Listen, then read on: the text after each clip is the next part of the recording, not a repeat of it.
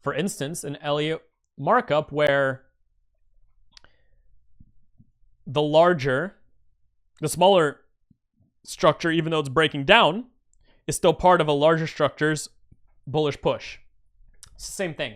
These are all fundamentals, basically, of trend following, which is what we do, which is why we find immense success, because we follow the side of the market that's actually delivering. That's why we're consistently correct about direction, right? That's why we're consistently correct about runs on proper liquidity, on proper highs, lows, whatever it is, because we adhere to the rules of trends. Versus a lot of the other people who will adhere to the rules of mean reversions, aka I must sell from this point to get back to the point before the long. I must sell from here to get to the 61.8 before the long. I must sell at this resistance or this head and shoulders to get back down to the trend line before the long, and forgetting that the trend is established and is now going to move. I bought the course today. What would be the order of view in the video? Yep, hashtag start here order, exactly. Had to understand context. Part of it will be covered today, but a big part of it is watching the course. Again, that is why this video is going to be made available as a welcome kind of video. So you have the psychology down and as well as the exact things you're learning. But again, how do you learn those exact things with their nuances, with their depth? That's the course, my good man. The course and the utilization of this 5 to 6 figure course that you are not being charged for at that level. Gotta go. All good, man. I'll see you. Gonna skip some other stuff for now. What's the fastest you've ever seen someone become profitable? I believe I've seen someone go full-time profitable after about, I think it was around 4 months. But that is nowhere near the story for most, and I would not set any goals of any sort like that. And just because he had that happen to him does not mean by any chance it's gonna happen with you. If anything, it's gonna take you a lot longer. Is the discounted price on funding there forever? Maybe. How much for 10K? There's no 10Ks. I'm not going to click on any journals for now. I have a few things I want to cover today, so I'm just skipping some of that stuff, just taking a look through all this stuff here. When do you teach Elliott? It's in some webinars. I think there's a webinar where I label it, like I just say, like, this is Elliott. I think there's some in the one-on-ones. And I'm not going to touch on it today because it's its own video. It's very long. Made more this week than my parents' life savings. Yeah, that's how it works, man. You get to that breaking point in your skill development, and the game just feels unfair at that point, right? Like, yeah. What's this?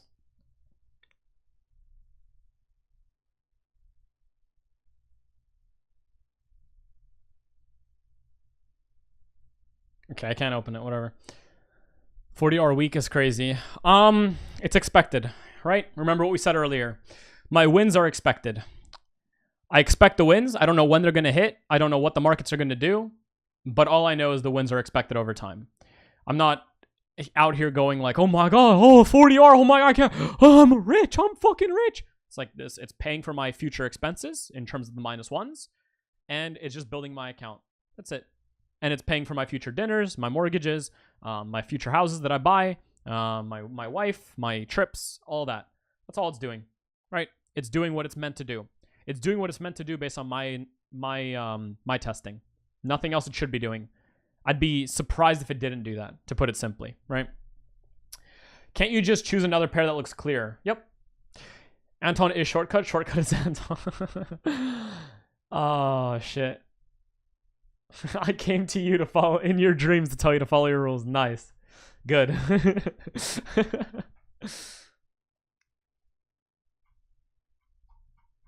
All right, skipping some of this stuff for now. Not because I hate anyone, just because I have a few things that we need to work through today. They're very important. And yeah. They look at every possible inflection zone as a valid zone. Yep, that is one of the biggest reasons most people in the space, especially the SMC space, lose. And this happens for retail too, or like the retail space in terms of retail knowledge, but very much the SMC space. Every single part is part of the story and everything needs to be considered and everything needs to be traded accordingly. It's like, no, you are going to lose forever. Good luck. And at the same time, not only do they see every zone as like an inflection zone, they also see every break of structure or every change of whatever the fuck they call it as a valid start to a brand new trend that's guaranteed to now deliver somehow. Like, and they don't learn from it ever. They see that the more Instagram posts they see on it, they're like, yes, this is the future, right? And they're just not getting anywhere with it. And I have no idea how it happens, but it is what it is. It's much easier to make an Instagram post like that than it is for me to make an Instagram post detailing the things that we're discussing today, which is why I save it and discuss it with you guys right here, right?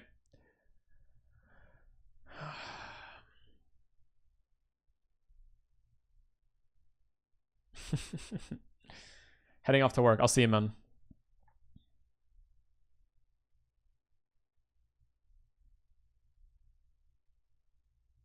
Been here for almost a year, so having trouble with context. That's okay. You're going to develop it. Keep on showing up to webinars. Keep watching how I do context. Keep up to date with funded member trade ideas, as well as my trade ideas, as well as the trade talk. You're going to get much, much better. Trust me. And wait until today as we go through the main approach that I personally use on the SSC side to trade the markets. And basically, for all of the new people that are hopefully watching this right now, the things that you're working towards as you're going to be working through the course. These are the main things that you're going to be learning, okay?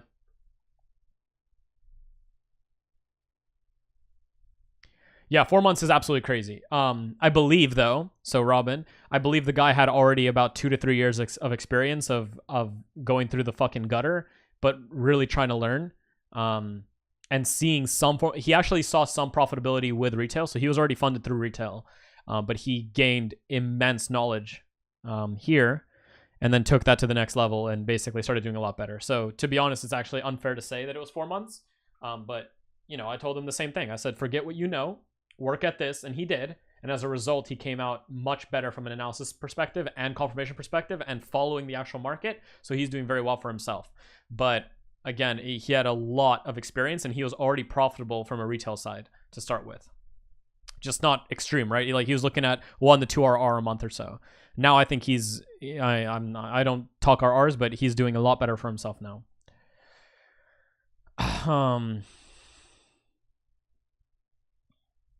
The lunchtime zone. Yeah.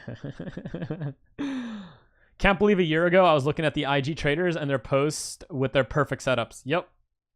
That's how it goes, man. I hope you all look forward to and enjoy the Sunday Webbies as much as I do. Hey, I appreciate you, man. I appreciate you a lot.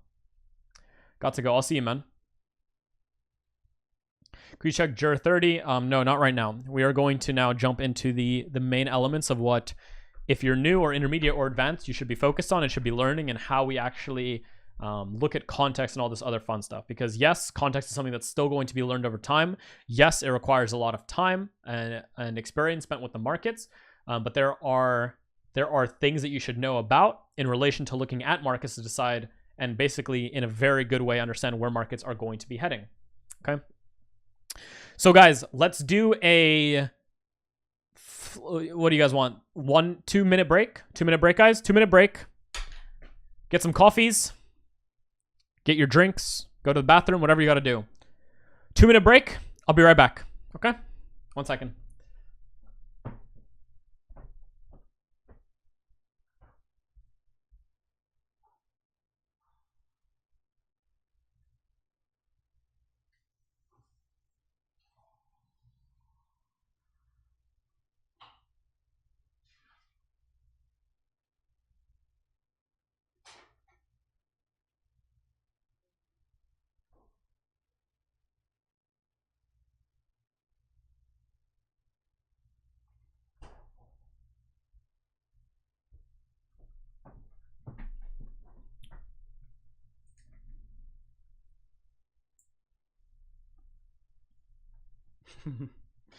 Hey, what's up, guys? I got some milk.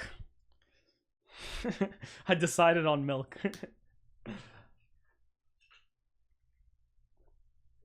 He does need some milk. All right, that's some good milk. Oh, let me close my door really quick. 1 sec, guys.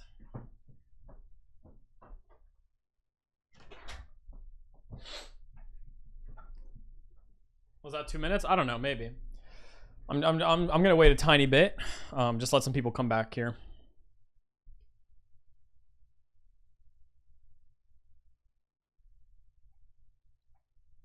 Let's go through some of the comments here just for a second. while we wait for some of the people to come back with their coffees and whatever. And let me quickly just go a little bit further and say that if you are brand new and you are watching this because likely I sent you here because, you know, you probably asked some kind of question about like, oh, what do I do? There's a lot of content. You know, what do I do psychology-wise? What do I focus on? Where's the updated course material at the moment? You know, like, what are you using right now? What kind of main changes did you make? How are you doing outlooks? All this stuff.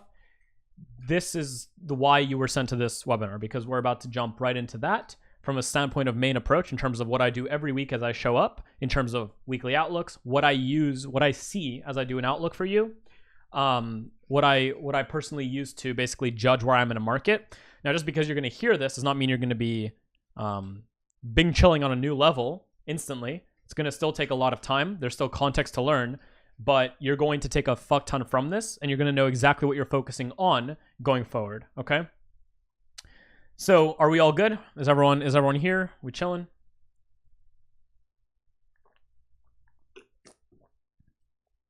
Okay.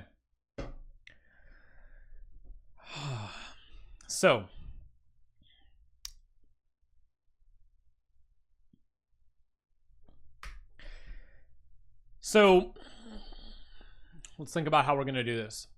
So this is the main shortcut in relation to everything that we do every single week. However, it by no means is a shortcut to profitability, to full-blown understanding, or to the ability to just skip the real weapon or the real shortcut, which is letting time actually do its thing.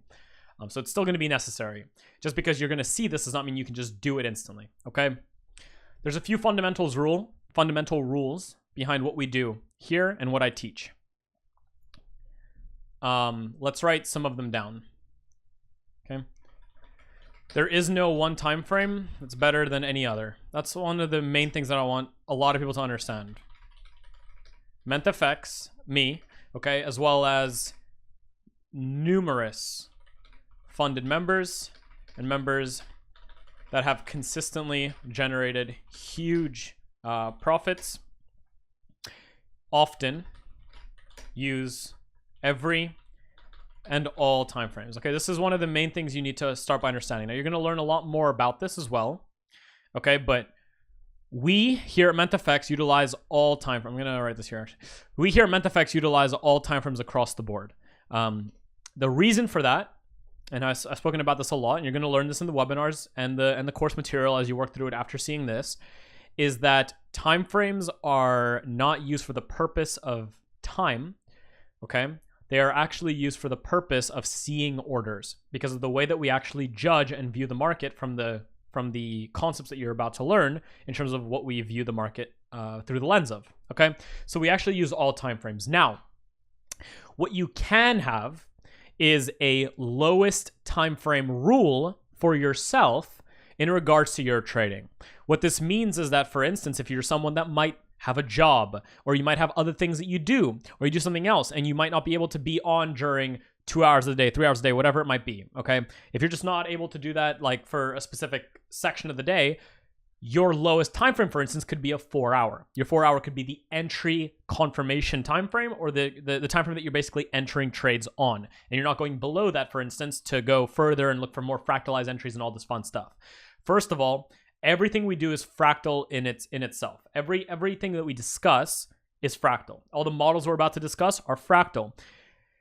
Every time frame acts independently of every other.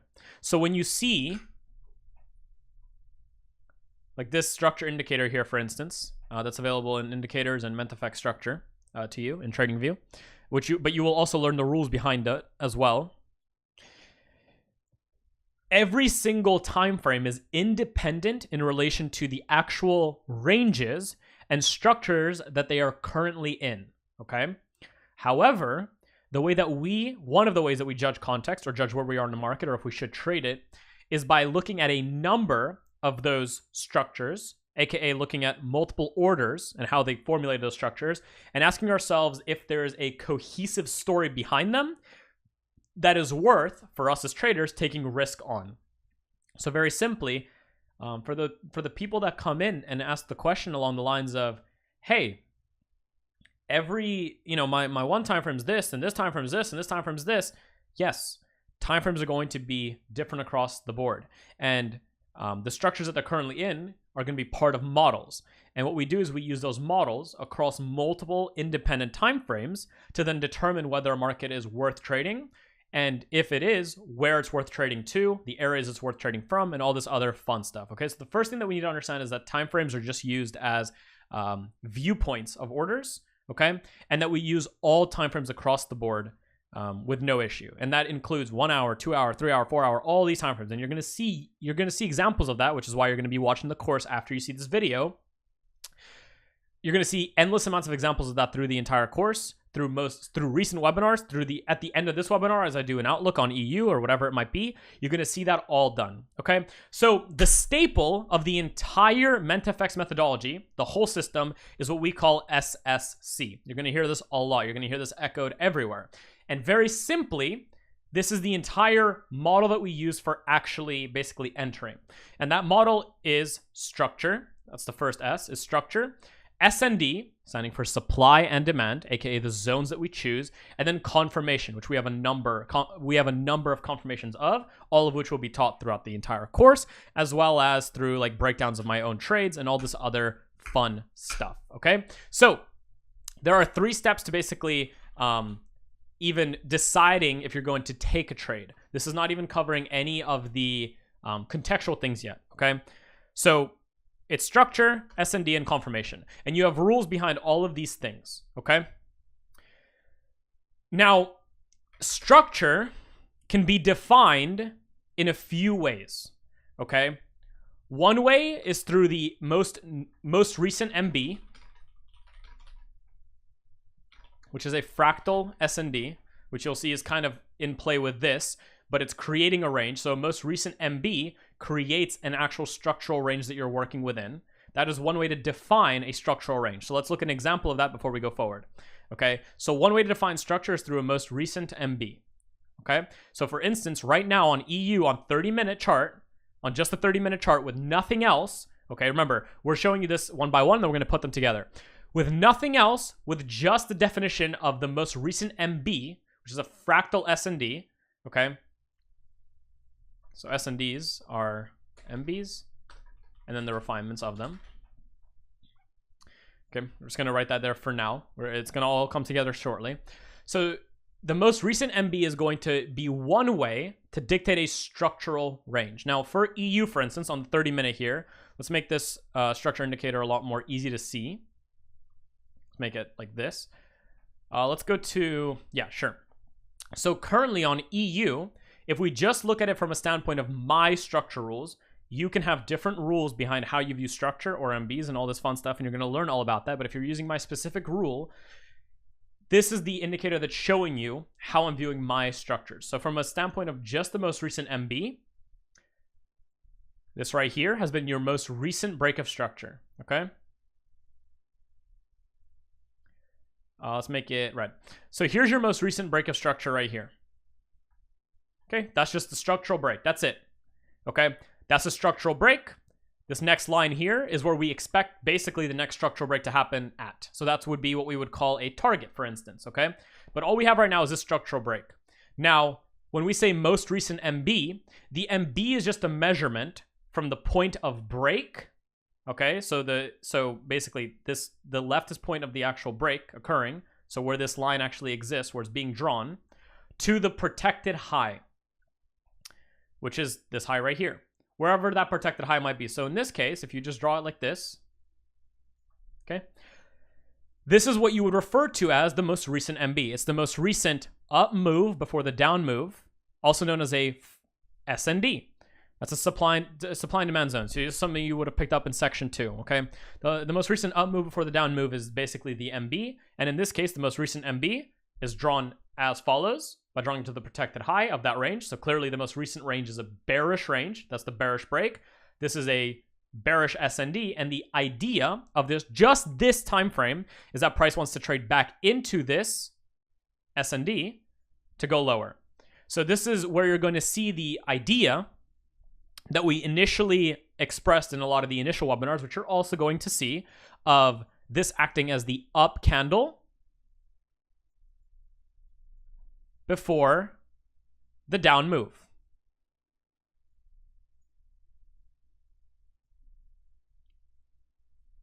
Okay, this is the lens from which we view price. And very quickly, you can see why this idea of time frames are not important. The reason we're looking at time frames is because we're looking at a combination of these kind of up moves before down moves across multiple time frames to decide which ones are worth trading or using and which ones aren't worth using. So for instance, as you might see right here in this example, I'm still looking to be bullish despite the fact that in this exact moment, the most recent range is actually a bearish one.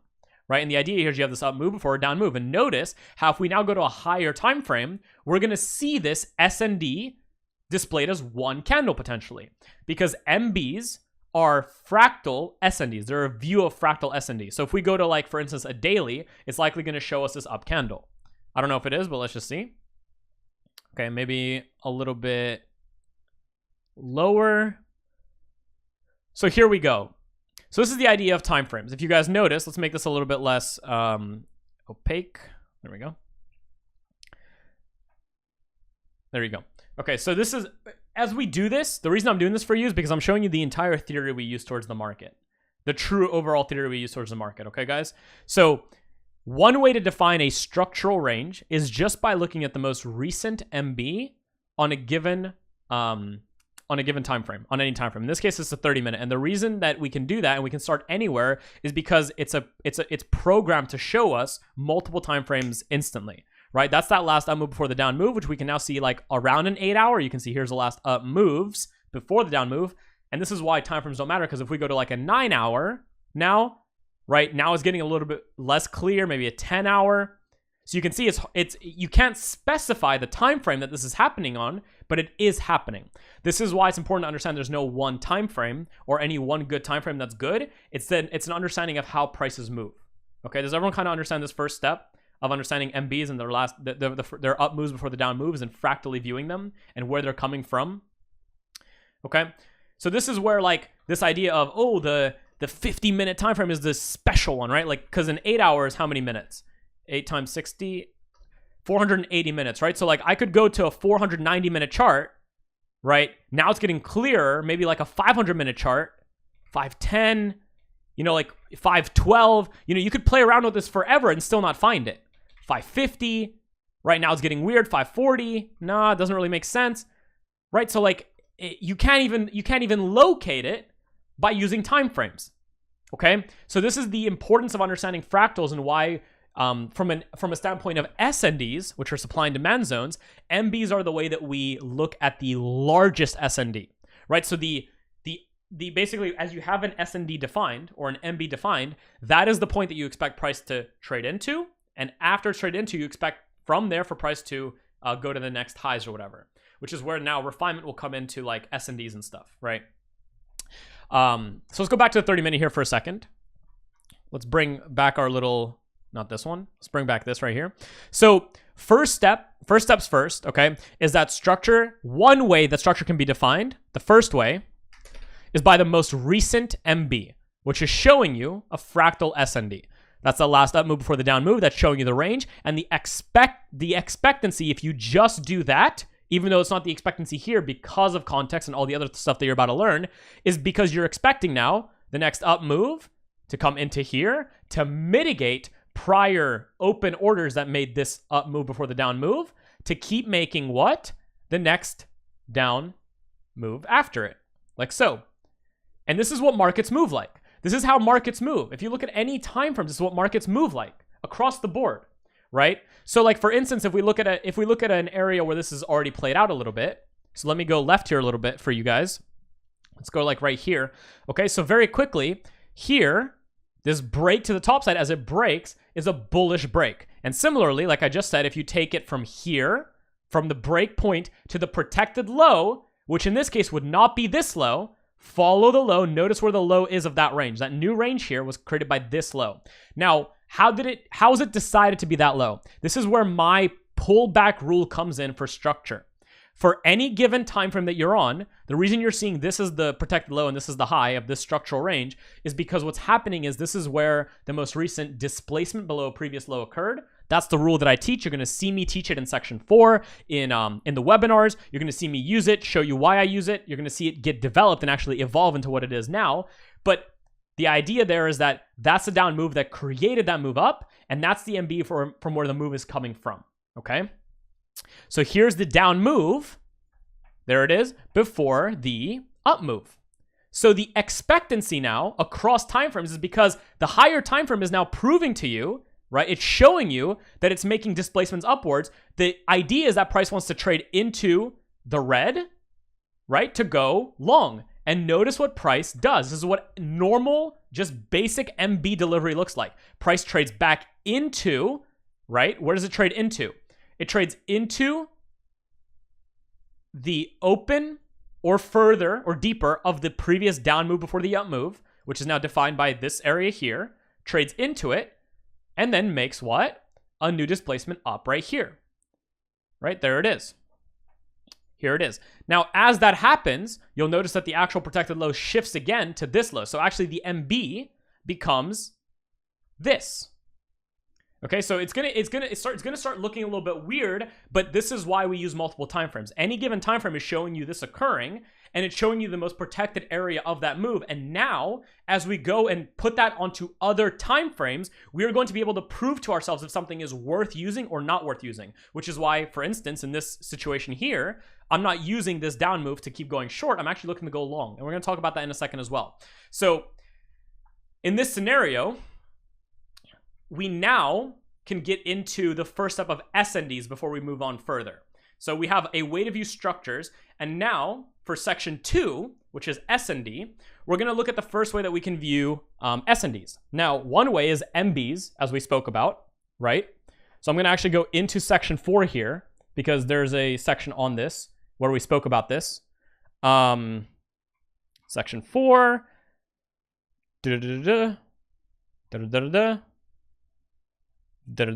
Again, all these things is things you're going to learn. This is more so of a very surface level of it.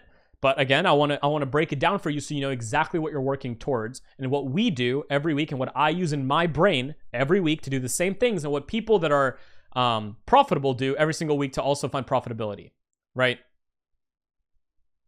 So here we go. So the rule of SNDs and the way they work, okay?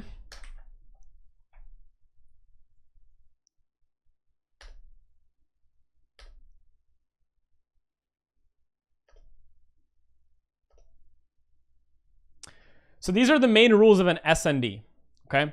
A zone, that means like a zone like this one, okay? So actually, before we go further here, let's say we had this break right here. We had this break, and we had this, let's assume our down move, which was this guy here, okay? This was the down move we assumed instantly, right? Because that's the one that was created. Again, the way you find that MB, this is the actual MB of this entire move, is from the break to the actual protected low. That's the overall MB. The instant expectation is that as price instantly trades back into it right there, it could go long instantly. This is why you don't always see prices come tap deeper into zones. That's number one, okay? So SNDs, their first step is an MB. There it is. That's an MB. Very, very simple. That's what a Ment block acts as. It's a fractal SND across multiple time frames. That's all it acts as and is always acted as. But now there's further refinements that can be done to it, okay? And that is that a zone can be refined to the unmitigated zones within it. So that's step one, where you understand that a zone, this one right here, can be refined to the unmitigated zones within it. What is unmitigated? It means supported by what we call an imbalance, right? Unmitigated price action. Those areas are shown to us either via gaps like this, okay, and or untouched wicks. So for instance,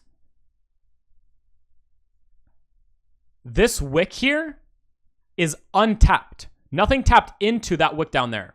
Nothing tapped into this wick right here. Nothing tapped into this wick right here. Nothing tapped into this one. These are all unmitigated portions. So theoretically, within this unmitigated zone right here, that would be the overall zone. Within it, the unmitigated SNDs that you could find, because one of the rules of SNDs is that a zone can be refined to the unmitigated zones within it. So there's two ways to view an unmitigated zone. One is the unmitigated candle. The other is an unmitigated wick. Okay, and that very simply means either for a candle, it's supported by an imbalance, or for a wick, it's an untapped wick. So for instance, if I asked you very quickly, is this wick right here unmitigated? This one specifically. No, it's not, because it's tapped into by this wick to the right of it. Now, if I went, let's say, one step to the right and did this, is this wick unmitigated? Is this an unmitigated piece of price action? Yep. So that is one example of an unmitigated portion if you wanted to find an unmitigated portion of a move. Okay, let's keep going with the wicks. Is this wick right here unmitigated? It's not. Okay, follow it. Is this wick right here unmitigated? Yep, it is. How about this one? Yep, it is. How about this one? Some people said, no, this is still unmitigated. There's nothing mitigating this, right? Nothing's mitigated it. These are all examples of unmitigated wicks just within this leg, right? And then you can also actually have this one as well right here before it got mitigated by this candle. Okay. Again, notice how just because we drew these does not mean we're trading profitably or predicting price. Because at the end of the day, predicting price and doing all this fun stuff comes from a synopsis and a put together of all the concepts and models we're about to talk about, okay? So hold on a second now. But why we want to take that pullback and not the more down? Because that's not where the protected low is. The protected low is not here. The orders that came in most exceptionally here to make this long push. Again, something I'm going to break down in a second here. Is there a way we can do it without the indicator? Yes, there's plenty of webinars where I've done this without an indicator. I made the indicator just to help. Go watch the course. It is necessary. So, in this MB, there are unmitigated wicks, there are unmitigated zones, and there are unmitigated MBs within this unmitigated MB. So further on the rules here for zones, remember this. A zone can be refined to the unmitigated zones within it, aka the wicks or the zones like this one right here. This is an example of an unmitigated zone, the last down move before the up move that is met with an imbalance. Okay? That's an example of a zone. And then you have the ones inside of it, which are the wicks as well. Now, a little bit further.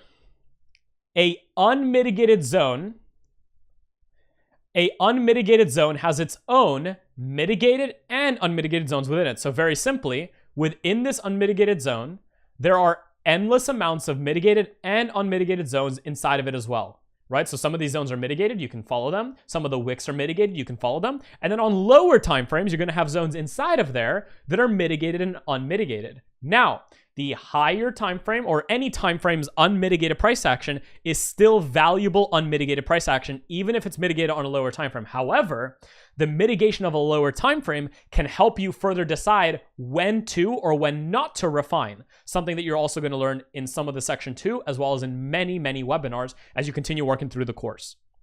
Okay, so to take this to the next point, a MB, a very important rule, a MB is its own unmitigated zone, even if it looks mitigated. So we've had a lot of webinars talking about this. I've posted some of those in section 4 as well. You're going to learn all about those, and there's endless amounts of webinars on those, and you're going to learn all about them. Fantastic.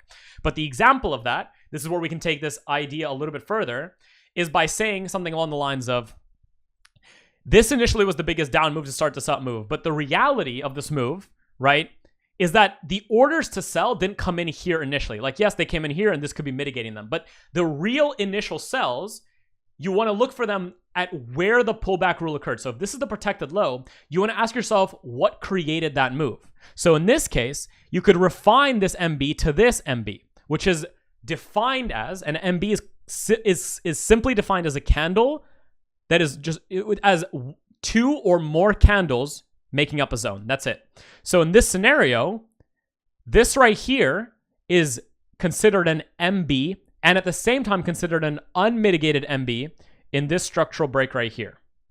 Okay? Does everyone understand that? Even though you see this little move here that hit this, that is not mitigation because MBs act as their own unmitigated portions. Why? For the same reason we just broke down, which is that this is acting as the down move before the up move on some time frame and has now been left unmitigated. There it is. So if I go right now to like a 1 hour or 45 minute or one of these time frames that exists somewhere, this is going to be its own unmitigated portion. Let's take a look at that and see if we can find it. But again, remember, the reason we don't depend on one or any one time frame is because we understand this fractal nature of the market. So if I go to like a 1 hour now, you can see that on the 1 hour, this SND is actually mitigated. Everything's tapped into it. So again, an example where the MB is showing you on mitigation, but you can't see that on another time frame, which is why we don't stick to any one time frame. So maybe go to like a 45 minute. Again, same thing. Showing the same thing. Let's go to a 35 minute because we were on a 30 minute. Let's see if the 35 shows us something new. Right? So a lot of these are not able to show us those unmitigated portions, which is why it's important to understand that an MB acts as its own unmitigated price action. Let's go back to the 30 minute now. Okay, so this right here, this down move right here from this to there acts as its own MB. And notice where price moved to before continuing the long push. Okay, in this specific scenario. This is just one way to refine. But what you could then do further, okay, what you could then do further is let's assume this was the zone that you were using, okay, by going through a few time frames, like for instance, let me actually get rid of where we are right now so we don't know where price came. By actually getting rid of it and going to, let's say, like a 1 hour now, and looking at this and saying, okay, notice how on the 1 hour, is that MB mitigated?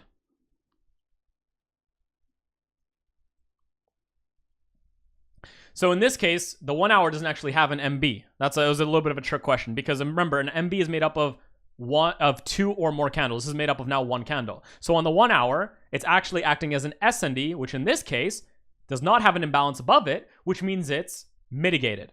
Okay, so in this case, that MB is unmitigated on a 30 minute, but it's mitigated on the 1 hour. So what does that mean to us? Well, how can we look at that and what can we do with that? Well, we can say something along the lines of, okay, if it's on a higher time frame or another time frame mitigated as the SND, then potentially we can further refine this upwards because whatever price was in here has been taken care of. So in this case, is this an unmitigated SND?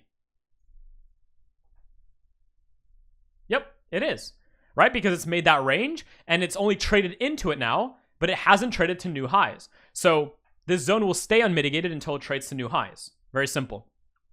So now we can now re-jump down and say, okay, what within there can now be utilized? So if, for instance, I look at this and I say, okay, since we know we can't use the areas down here because they're mitigated on that higher, or we can, but they're less likely, can we refine, let's say, this zone to here, incorporating this wick to this wick down here? Is that a valid zone? Yes or no?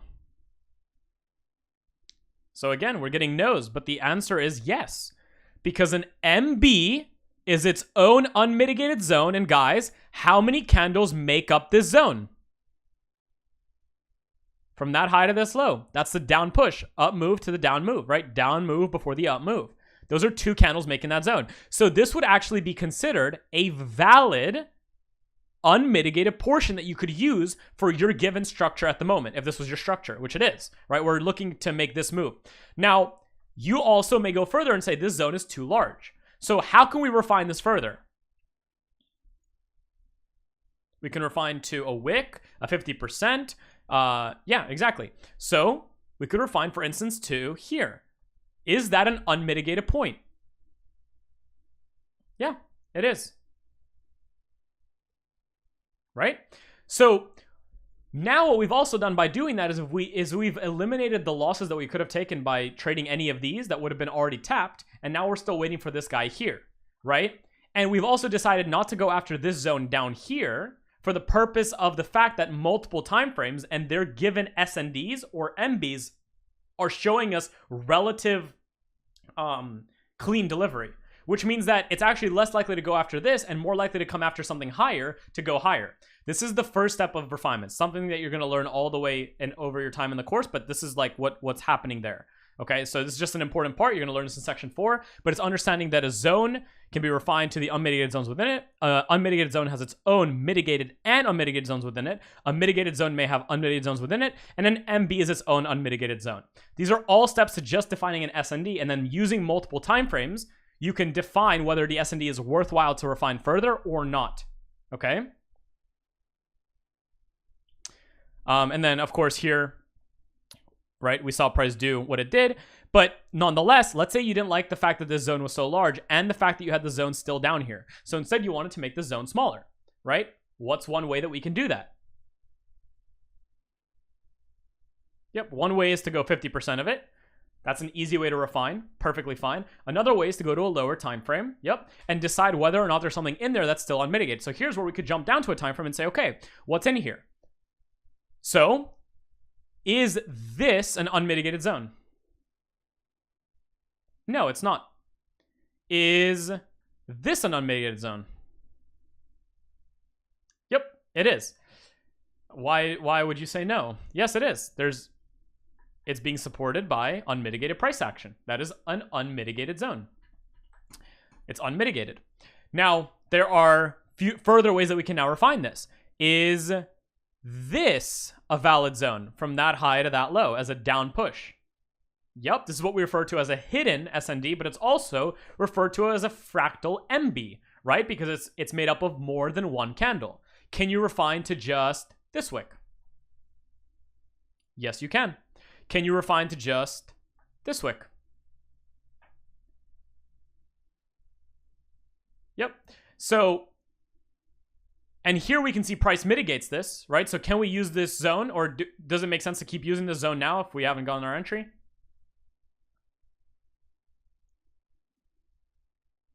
Yeah, we can still use it, right? Because we haven't made the move to the next high yet. We haven't broken the next high through displacement. That's one of the ways that I view structure as well, which you're going to learn if you're brand new, of course. So if we wanted to take the least amount of trades or the least amount of potential losses, if we had all these zones and refinements, where would the last point that we would go after? What would the last point that we would actually just choose to trade or confirm? Yeah, it would be the lowest, right? It would just be this one. This could be the only zone you used, right? And that's how you get refinements, right? We did nothing else but take the 30-minute overall. So in this case, all we did is we took the 30-minute definition of where we are, right? Which is, okay, we're in this range now, created by this MB, and then we refined it where? To the deeper MB, right? Which we then looked across a few time frames, and we said, okay, maybe the MB up here makes more sense because all this is actually mitigated on a different time frame or on other time frames. So it doesn't really make too much sense to go after this. And then we refined it even further by going into this wick and finding the unmitigated portions within them. That's how we refine things. That's how we decide whether we're going to refine something or not. And as a result, you know, you have beautiful delivery, right? That's where and how those kind of moves are made, right? And you can be a little bit wrong, which is fine because this is what we consider a basic absorption, okay? So that's just kind of the first few elements of it. Those were the main parts, okay? And now we can get a little bit easier because hopefully, as you've seen this, you see that there's a lot for you to learn and there's a lot of things for you to learn, but it's all taught and it's all demonstrated and it's shown examples of as you're going to work through the course. Fantastic. So one of the ways to define structure and the range you're in is through the most recent MB. Another way, section 1 material, aka institutional structure, is through the double MB.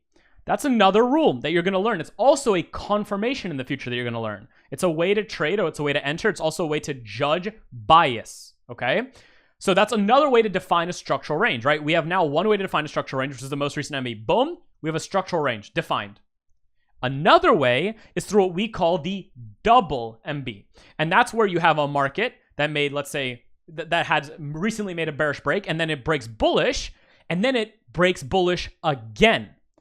And when that occurs, a lot of you will want to go and say, okay, this is the most recent MB, which it is. That is a structural range. But at the same time, due to the double MB being the rule here, 1, 2, the range from here to here is acting as its new and its own range that we can now use as an SSC. So that's another way to define a structural range. A good example of that we've personally traded with the group, I mean, there's endless amounts of them. Last year we had UJ, this year we have EU, is EU recently on the daily. And this happens all the time too.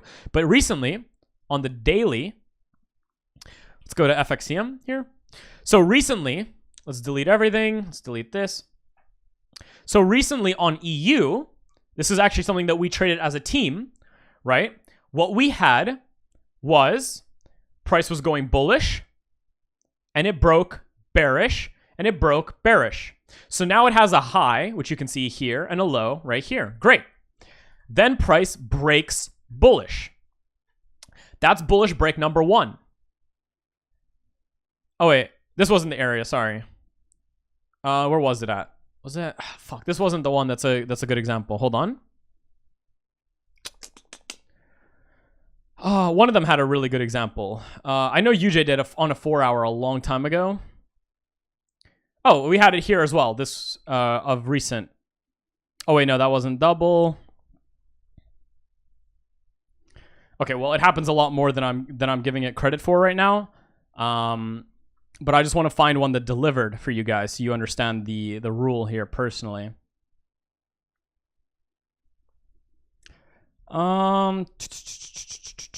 I think Euro did it. Just look into every delivered S&D.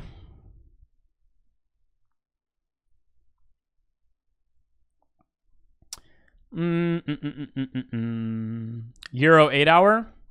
Oh yeah, I think I remember that too. That's a good one. I believe. Where was it though? Oh yeah, right here. Perfect. Okay, cool. So let's talk about this one right here. Yeah, thank you for that. I appreciate that. Okay. So in this case, right, what we have is we have a, oh, well, actually it made 3 breaks here actually. So no, it's not a good one. Daily. Oi. One day.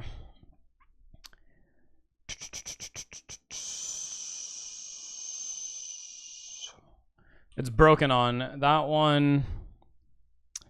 No, okay, so it's actually, so it's harder to find it here. I don't want to keep going into time. So we're going to just tell you, okay?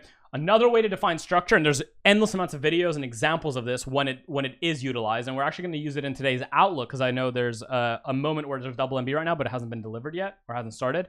But very simply, if you have a market that was bearish, breaks bullish, MB1, pulls back, breaks again, right? You can go after either this zone or this zone, or the MB and its MB, right? And then the areas within them, because now they're acting as a fractal structural push. And the idea behind this is understanding that when this acts as an institutional range, or as a bigger range, even if price breaks down now, or breaks down multiple times, it's still in a bullish environment. This is what's going to allow you to find bullish setups, even in what is suspected by most people to be a bearish breakdown, right? So this is going to keep you on the right side in many of those areas. Okay, so that's another way to define structure. That's just one way. So you have the most recent MB, which makes this structural leg. You have the double MB. So if it's 2 MBs, that makes its own structural leg. And then the third way, so there's actually 3 ways to define a structural range, is through a SND 2.0, which acts as not only a structural range, but also as its own way of viewing SND. So it's a little bit interesting, but it's mainly used actually as a structure. And the way it works is from mitigated portions of price, you can keep following them to their unmitigated portions. And those act as 2.0s that for the future can act as areas to trade from. So for instance,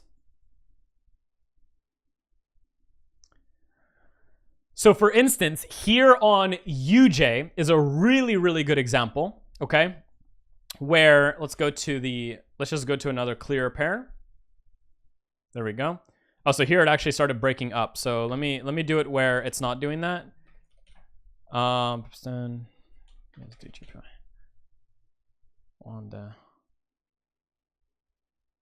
Sure, this is fine.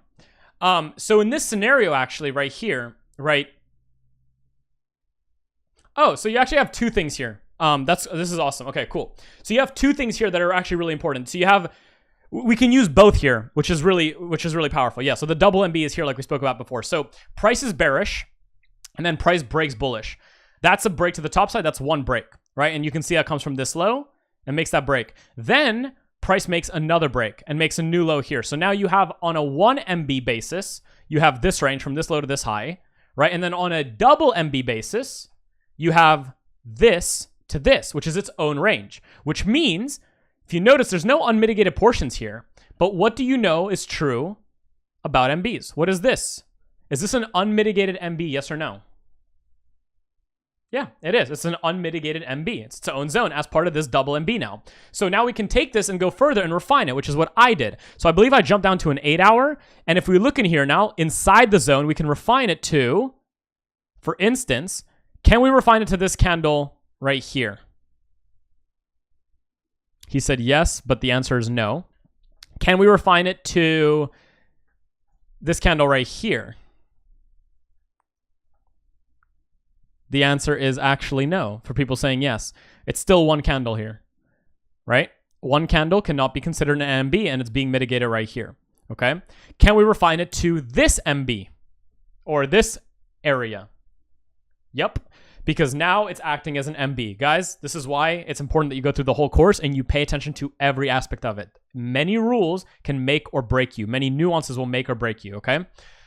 Now I can go lower and maybe see low, because now we've refined it from here to here. Great, let me go lower now and take a look if I can refine it further. Can I refine this overall zone to this candle? Can I refine it to this?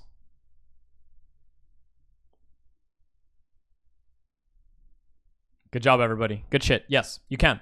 Unmitigated portion, including the overall down move. Very good. Can I then go even lower if I wanted to and refine it to this? Good stuff. The answer is no. Can I go ahead and take this zone? Wait, we're not done, guys. We're not done. Can I take that zone, go like this, then like this, and just refine my zone to right here, like that?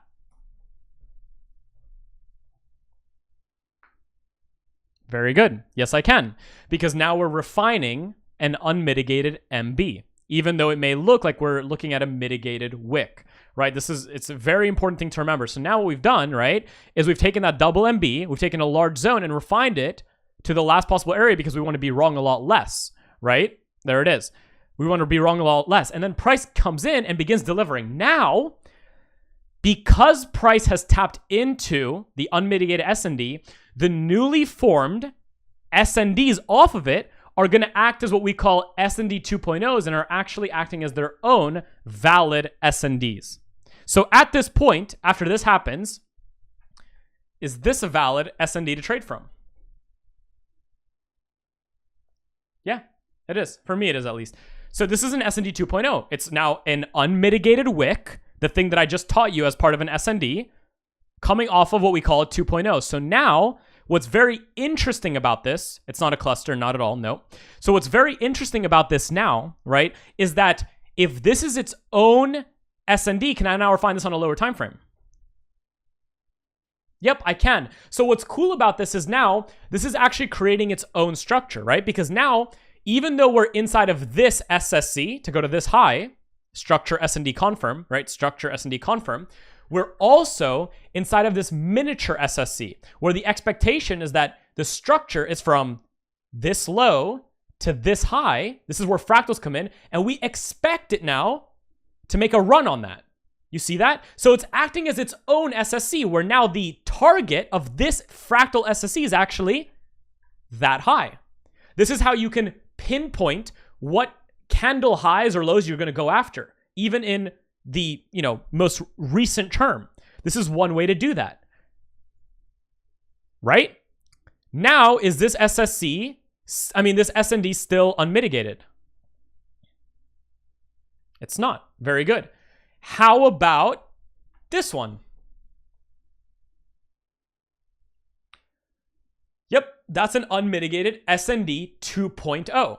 And now again, it's an SND created from the previous SND within the range and everything. So because it's a 2.0, again, this from this low to this high acts as its own SSC.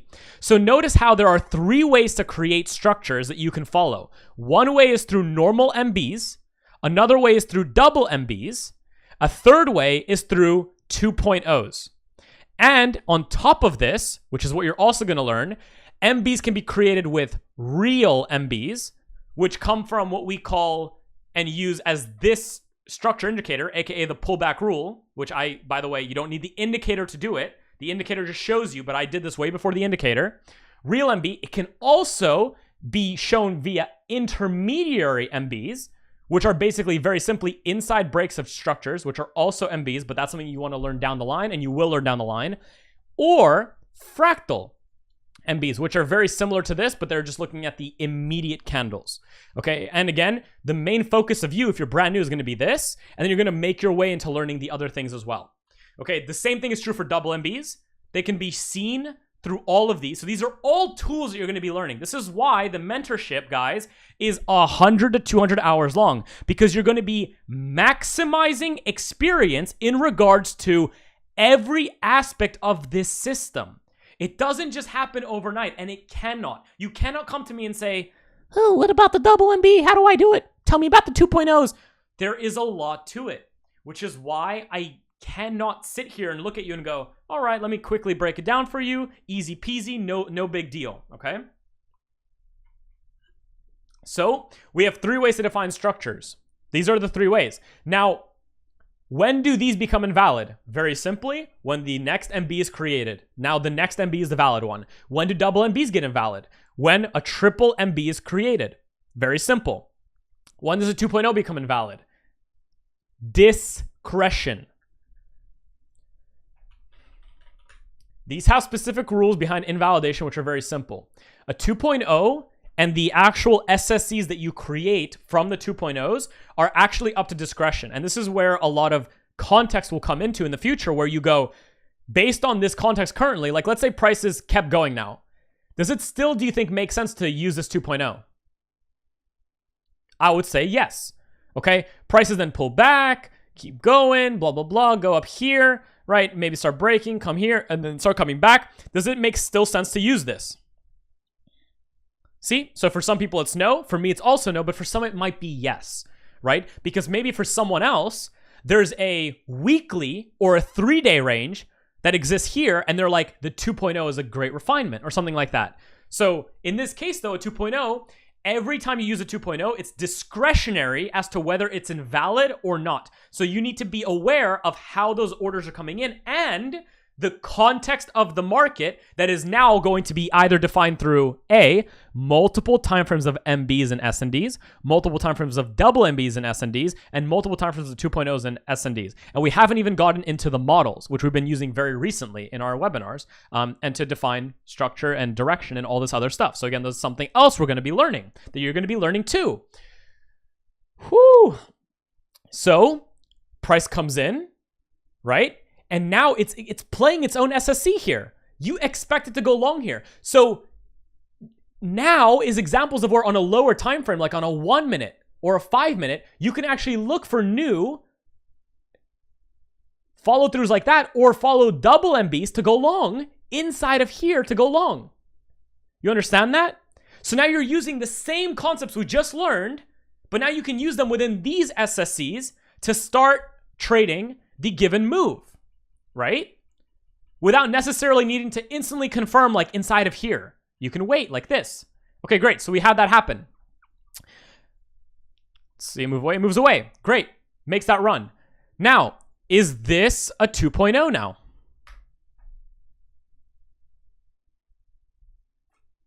Check. It's recording. Yeah, it's recording. Yeah, this is another 2.0. Right? So again, we've defined a new SSC just with 2.0s inside of here. But notice how, as we keep doing this, right? Let's see it deliver now. I'm sure it delivers, right?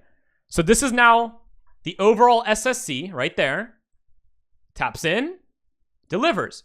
Notice how it delivers there. And now Okay, guys, here's where it gets crazy. The usage of this 2.0, I mean, yeah, it made a new 2.0, that's fine. But the usage of this 2.0 specifically, what did it also follow in regards to other ways of viewing structure? It followed the intermediary MB structure, right? It broke here, made this MB that you could have refined to this MB or to the SND or to the wick, right? Which delivers. But now, as we said, because time frames don't fucking matter, what do you think this intermediary structure is going to act on some other lower time frame? As the real MBs, exactly. Which is, once again, why we do not use or think in time frames. It's fucking worthless. We think in fractals and concepts that show those fractals, and then we use those time frames to view the fractals, to view those orders from that fractal perspective, and decide if it's worth trading or not. There it is. And a lower time frame shows you MBs. They break down, but they keep moving. They break down, but now you expect them to keep moving. And now you can put together the context across the board from just MBs, double MBs, and or higher time frame MBs, double MBs, and or 2.0s to determine zones, refine those zones with the refinement rules, and then confirm those zones with your given confirmation in these areas, which there's a lot of confirmations too. And now we come to the big next step, which is understanding models. Now, models